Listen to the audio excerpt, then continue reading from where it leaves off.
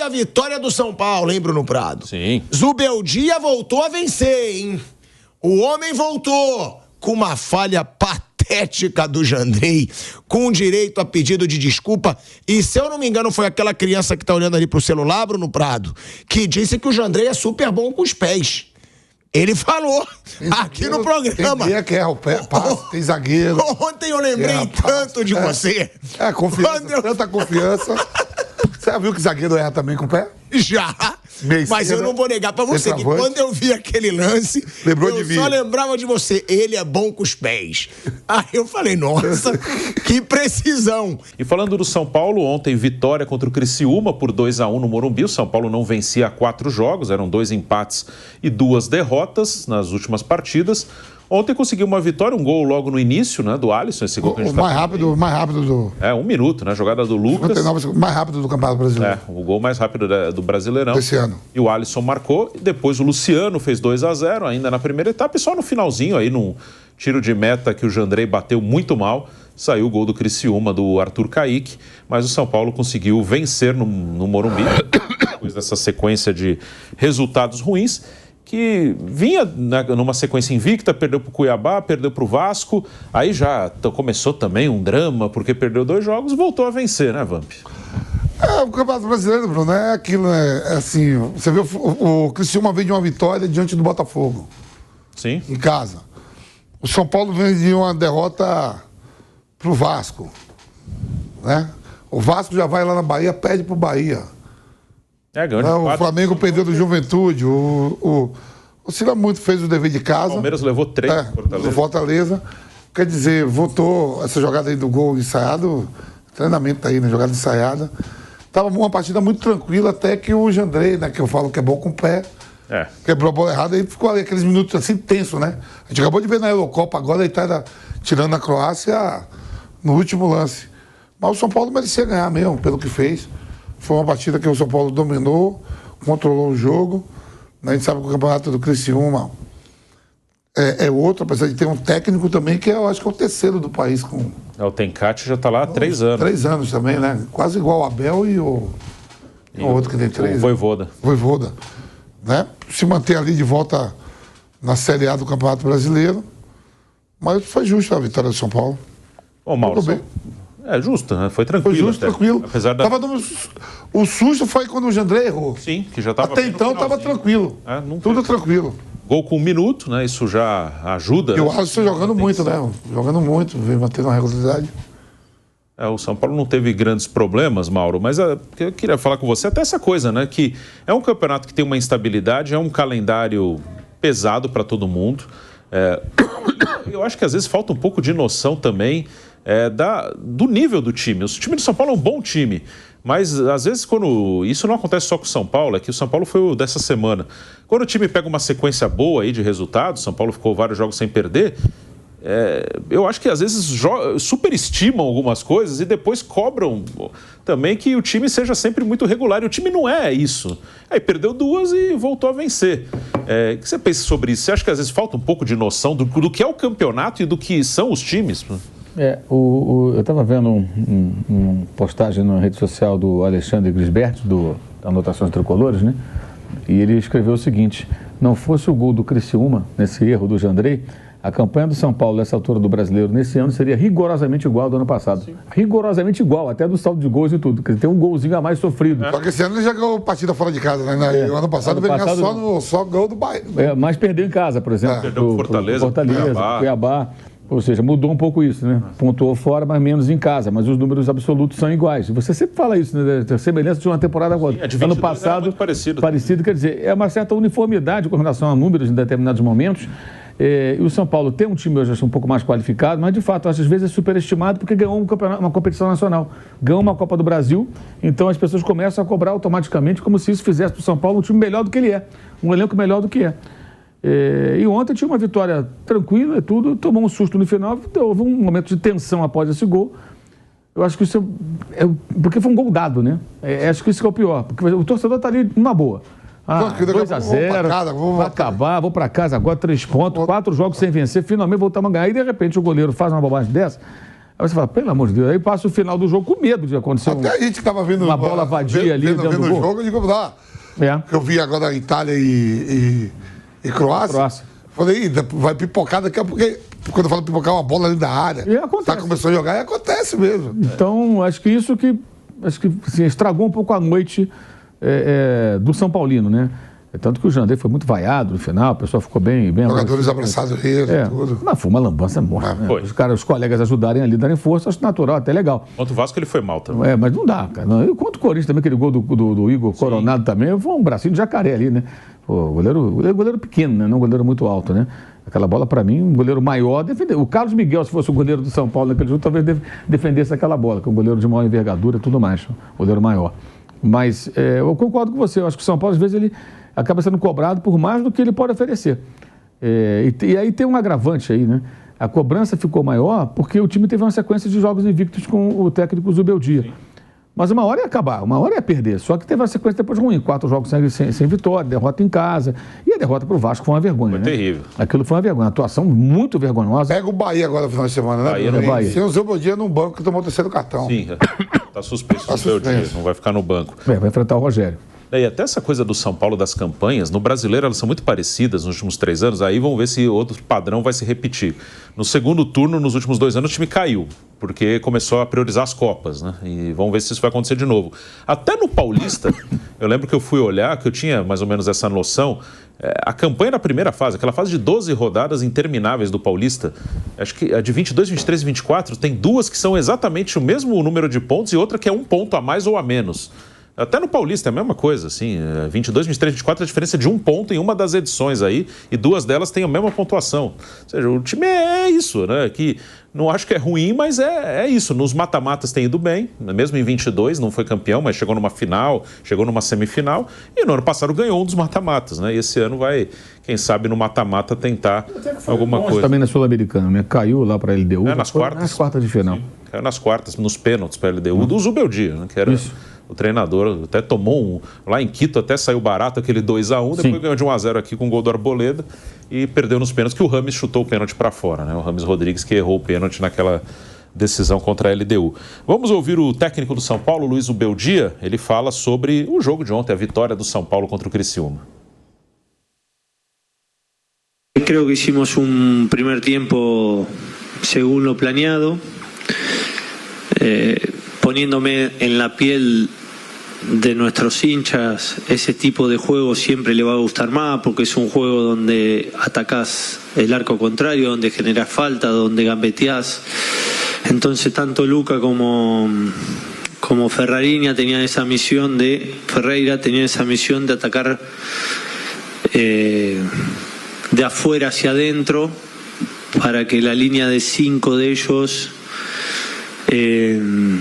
tenga problemas de qué jugador tomar cuando ellos venían en conducción. Si uno ataca muy lineal por afuera, la línea de 5 puede contenerte, pero atacando con gambetas hacia adentro o espacio, digamos, en conducción hacia adentro, es un problema, porque ¿quién salta con la marca? Entonces, de esa manera creo que provocamos más de un dolor de cabeza. Pero bueno, siempre dentro de un partido dificilísimo, ellos venían bien, Criciúma venía bien, venía de victorias importantes, salvo al final. Me parece que el equipo controló más el partido que lo que pudimos sufrir, ¿no? Salvo los últimos minutos, ese ya sufrimos un poco, ¿no? Pero hicimos un buen trabajo. Bom, aí o Zubeldia falando do jogo, acho até que a gente já pode chamar uma outra sonora do Zubeldia para entrar num assunto aqui, né, porque nessa semana o São Paulo perdeu para o Cuiabá, perdeu para o Vasco, claro, 2 resultados ruins, tomou 4 do Vasco, mas começou aquela coisa de que está tendo problema no vestiário, que os jogadores não estão felizes com o técnico, falou-se muito disso nesses dias, não completou nenhuma agora, completou uma semana, da derrota para o Cuiabá, foi na quarta passada. E o Zubeldia falou sobre isso, ele foi perguntado sobre isso e respondeu essa questão. No, la verdad que Ningún problema. Yo vengo de dos procesos bastante largos, 3 años y medio en Lanús, casi 2 años en Liga de Quito. Imagínense por las distintas situaciones que hemos pasado. Yo creo que cuando uno gana 2 o 3 partidos hay que sobrellevar esa situación de una manera, y cuando le toca en 4 partidos sumar 2 puntos, también hay que saber sobrellevarla. De otra manera, pero hay que saber sobrellevarla. Esta no es ni la primera ni va a ser la última vez que uno tenga que manejar estas situaciones, ¿no? Tanto a favor como en contra. Llevamos muchos años, piense que nosotros llevamos 15, 16 años trabajando. Entonces, los que puedan comentar en redes sociales, ya hoy en día es casi una obviedad, porque cuando se gana te posicionan allá arriba y cuando se pierde se generan un montón de hipótesis. Así que así está el mundo actual, ¿no? Así está el mundo actual. Y al venir de 2 procesos muy largos, estas situaciones ya las vemos como algo normal. Pero lo más importante de todo esto es que me he encontrado con gente muy buena internamente en el club. Y ahí sí pongo en esa bolsa dirigentes, pongo toda la gente que trabaja en el club, pongo los jugadores, por supuesto, y pongo todo el staff, desde el utilero, departamento médico, cuerpo técnico. Pero también nosotros sabíamos que estábamos en deuda, que cuando vos sumás 2 puntos sobre 4 partidos, y bueno, genera un poquito de efervescencia. É normal. Bom, aí o Zubeldia falando, né? Ele falou em espanhol, então vale destacar assim, alguns pontos que eu acho que são mais importantes, né? Ele fala que o time estava em dívida mesmo com o torcedor, que os últimos jogos foram ruins, mas ele diz que não tem problema nenhum no vestiário, com atletas, que isso não teve nenhum problema. E aí ele fala que essa parte eu acho que é bem interessante. Quando ganha, te colocam no topo. E quando perde, gera um monte de hipóteses. Assim está o mundo atual. Ele fala, venho de 2 trabalhos longos, mas a gente sabe o que está fazendo. Quando soma só 2 pontos em 4 partidas, gera um pouco de efervescência, que é natural, né? O time grande tropeça, mas realmente criou-se, né? Até o jogo do Cuiabá, ninguém falava que não gostava do treinador, essas coisas todas. Aí, de repente, em uma semana, não gostam do técnico, não sei o quê. É uma coisa que realmente não faz tanto sentido. Ô, Vampeta, você como atleta que conviveu em vestiário, 2 derrotas, de repente era tudo espetacular e já começa um monte de conversa. Não, esse não gosta, esse está insatisfeito. Como é que é essa coisa no dia a dia, nos momentos de derrotas? Me surpreendeu quando saiu essa história, né? São Paulo vinha aí ganhando, o Zubeldia, o pessoal falando, você vê, olha, ele pegou o metrô, andou de não sei o quê, tá seguindo aí a cartilha para conhecer São Paulo, o Rodrigo Nestor que passa para ele, onde tem que ir, vai no Ibirapuera, vai... acho que foi mais história. O São Paulo vem de 2 derrotas, retoma o caminhão das vitórias. O Campeonato Brasileiro se perde e ganha, a gente sabe que o São Paulo, na minha opinião, é plantel para terminar ali entre os 5 primeiros, 6 primeiros, né? Então, foi mais pela derrota, né?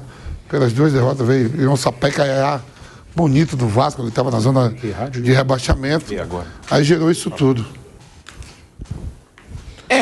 É uma situação aí do Zubeldia, né? Que eu defendi tanto, sim, né, Bruno? bastante. Você, Mauro César, Flávio Prado me alertavam. Calma.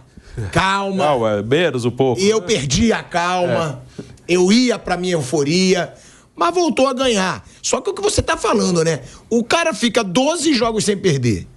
Quando perde 2, tudo bem. O jogo contra o Cuiabá foi ridículo. Do Vasco também, os jogos foram ruins, né? Foi ridículo. O do Vasco foi ridículo. Mas, porra, o cara não ganhou crédito com 12 jogos sem perder. E aí é o que eu concordo com você. Aí já começa. E aí, eu acho que assim como na situação que o Mauro fala muito de contratação, tem o jogador também que aproveita o deslize quando não tá recebendo vaga e pode falar com o jornalista amigo. Ó, o cara é babaca, o cara não é firme.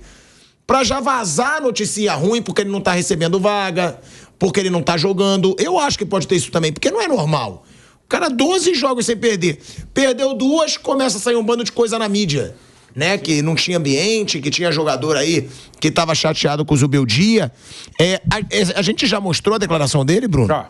Sobre essa situação? Sim. Porque ele fala, ele explicou e ele fez esse São Paulo jogar melhor, na minha opinião. Ele tá conseguindo uma campanha. Se a gente for ver aqui, ó, a colocação do São Paulo, Bruno, nesse momento. Tá em sexto, se eu não me engano. É o sexto, eu tenho aqui na pauta, ó. Vamos ver aqui. É o sétimo. Sétimo, né? O São Paulo é o sétimo colocado. Normal. É uma pontuação ali normal pro São Paulo. Passou bem na Libertadores. Sim. Né? Que foi líder do grupo. Vai decidir grande parte dos seus jogos dentro de casa. Porque vai jogar o segundo jogo dentro de casa. Então, eu acho também que criou-se uma crise muito cedo por causa da goleada também pro Vasco, que não estava ganhando de ninguém, né? É que foi 4-1, foram 2, os jogos com Cuiabá e Vasco foram realmente muito ruins. Mas também é verdade que o time jogou mal em alguns jogos que ganhou também, né? Contra o Cruzeiro mesmo, achei que foi um jogo que São Paulo ganhou muito pela expulsão do jogador do Cruzeiro. Contra o Inter, o jogo foi ruim, foi um 0-0, o jogo foi ruim dos dois lados. Então, aí bastaram 2 resultados. Até quarta passada não tinha nenhum problema, todo mundo ama o técnico, coisa boa, o cara anda de metrô, o cara faz não sei o quê. E aí, uma semana, quase de 2 derrotas, começou-se a criar um monte de especulação, um monte de coisa. Não tem nada. Assim, é um time bom, que vai ter altos e baixos. Vai ter jogos que ele vai surpreender porque jogou muito bem, aí vai ter jogos que ele vai surpreender porque jogou muito mal. O jogo do Vasco realmente tomou 4-1 merecidamente, o segundo tempo foi terrível, mas de vez em quando vai fazer um jogo acima. Eu acho que às vezes, eu falei aqui, superestimam por alguns resultados. O título da Copa do Brasil, a sequência de 12 jogos, e aí exageram, jogam lá pra cima. Nossa, é um time, agora é fantástico. E depois, quando perde, também exageram. É um bom time que vai brigar, se levar o campeonato a sério, e a sério eu digo, não priorizar totalmente as Copas como fez no ano passado, vai brigar por vaga em Libertadores, não é time para ser campeão brasileiro por pontos corridos, e que nas Copas, com uma mobilização grande, Morumbi cheio, um ambiente que o São Paulo tem conseguido fazer bem no Morumbi, ele pode chegar longe, como chegou nos últimos 2 anos. Então acho que a cara do time, ela é muito parecida já há um bom tempo. E a gente falava aqui, quando você não estava, a pontuação. O Mauro até trouxe um dado, né, que ele ouviu ontem, que se ele não toma aquele gol do Criciúma ontem no final, seria igual à campanha do ano passado, até em gols marcados e sofridos. Ou seja, é um padrão, assim. O time é assim, e eu incluiria até 22, 23 e 24. As últimas 3 temporadas são muito parecidas, com as suas qualidades e os seus defeitos.